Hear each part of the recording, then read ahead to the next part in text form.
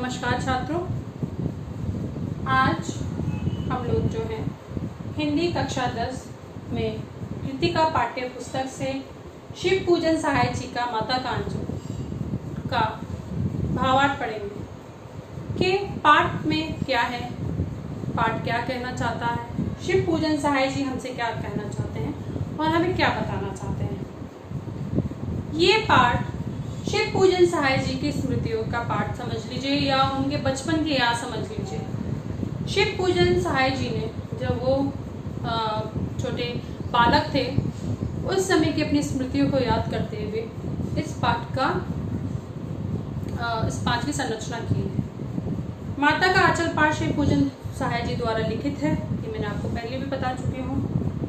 लेखक ने माँ की ममता और पिता का दुलार और अपने साथियों के साथ उनका कैसा आचरण था और उनके आसपास का ग्रामीण परिवेश की भाषा, आंचलिक परिवेश कैसा है, ये सब इस पाठ में दर्शाया गया है। पाठ को बहुत अच्छी भाषा में कि उसको कोई भी पढ़ सके, बहुत आंचलिक भाषा में अंकित किया गया है। चलिए मैं बताती हूँ। इस पाठ में शिव पूजन सहाय जी का नाम तर्केश्वर नाथ था। पिताजी अपने साथ उनको सुलाते थे, वो अपने पिताजी के साथ रात में सोते थे। सुबह में पिताजी उनको उठाते थे, उनको नहला धुला के उनके माथे पे शिव जी जैसा बबूत लगाते थे। शिव जी जैसा जो है एक टीका लगा देते थे जिससे वो बम बोले दिखते थे। फिर वो उनके पिताजी छोटी छोटी पर्चियों पे राम राम राम लिखकर, राम नाम की पर्चियाँ बनाकर आटे की गोलियों में उसको रखते थे उन पर्चियों को, और गंगा जी में उनको बहाने जाते थे मछलियों को खिलाने। उस समय भोलानाथ, उनके पिताजी जो हैं तारकेश्वर नाथ के, उनको प्यार से भोलानाथ बुलाते थे। उनका बचपन का नाम भोलानाथ, प्यार का नाम। उनको अपने साथ लेके जाते थे। वहाँ पे वो गंगा जी में उन पर्चियों को जो आटे की गोलियों में रखते हैं उनको मछलियों को खिलाते थे। उसको खिलाने के बाद वो भोलानाथ जो है अपने पिताजी के साथ उनके कंधे पे बैठ के आते थे और पेड़ों की डालियों के झूले झूलते हुए अपने पिताजी के कंधे पे, कभी उनकी मूंछों के साथ खेलते हुए वो उनके साथ घर तक आते थे। आगे मैं बताती हूँ आपको। फिर वो जो घर पर आके अपने हाथों से अपने बेटे को खाना खिलाते थे। फिर उनकी माँ को लगता था कि उनके पिताजी जो हैं उसको पेट भर के खाना नहीं खिला पाते हैं। हर माँ को यही लगता है कि उसका पिता, उनके बच्चों का जो पिता है, बच्चों को अच्छे से खाना नहीं खिला पाता। उनका मन तो भर जाता है पर पेट नहीं भरता।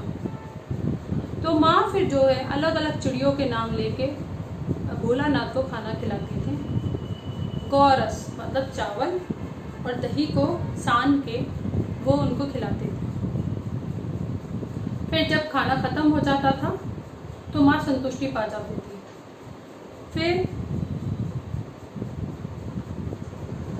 जब खाना खाकर भोलानाथ बाहर जाते थे तो माँ झपट कर उनको पकड़ लेती थी और उनके सर में खूब तेल लगा देती थी जिससे वो रोने लगते थे।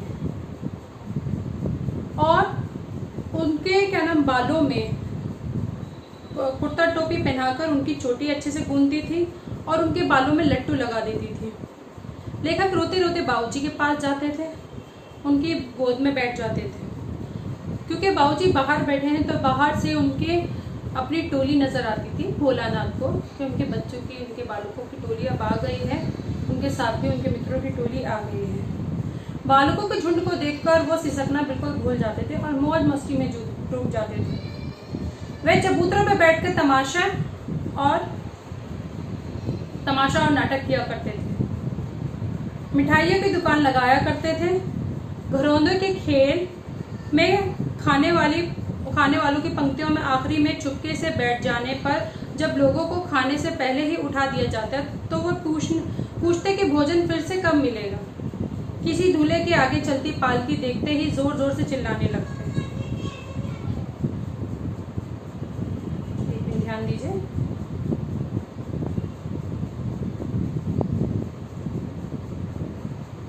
एक बार रास्ते में आते हुए लड़कों की टोली ने मूसल तिवारी को बुढ़वा बेईमान कहकर चिढ़ाया।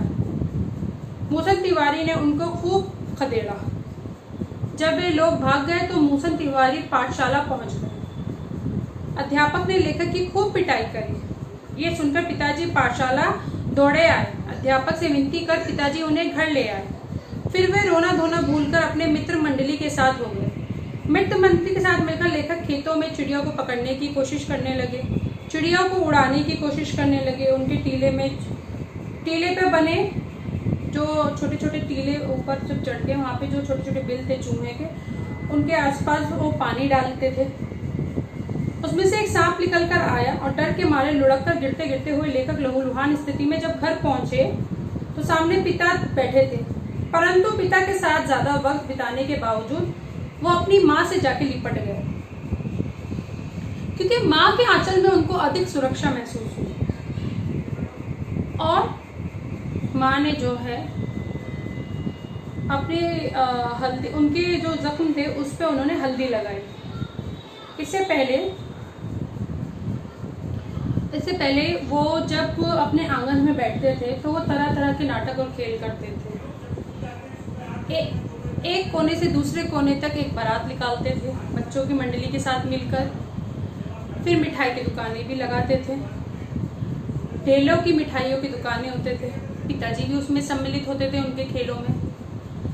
और बच्चों के साथ मिलकर वो चूहेदानी को लेकर दुल्हन को बिठा के लेकर आते थे और एक पत्ते से उसके ऊपर उनकी बारात को कि अब जो है दुल्हन जो है ससुराल पहुंच गई है उसकी मुंह दिखाई भी करते थे। ये सारा क्या नाम परिवेश, आंचलिक परिवेश, ग्रामीण भाषा आपको माता के आंचल में देखने को मिलेगी। माता का आंचल पाठ जैसे मैंने आपको पहले भी बताया है, माता की ममता, पिता का दुलार है। बच्चे जो हैं अधिक सुरक्षा जो है अपनी माँ के आंचल में ही पाते हैं। पिता दुलार करते हैं लेकिन बच्चे जो हैं किसी भी दुख पीड़ा में अपनी माँ के पास ही जाते हैं। तभी इसका नाम माता का आंचल रखा है। तारकेश्वर नाथ जो हैं वो भी अधिक सुरक्षा जो है अपनी माँ के आंचल में ही प्राप्त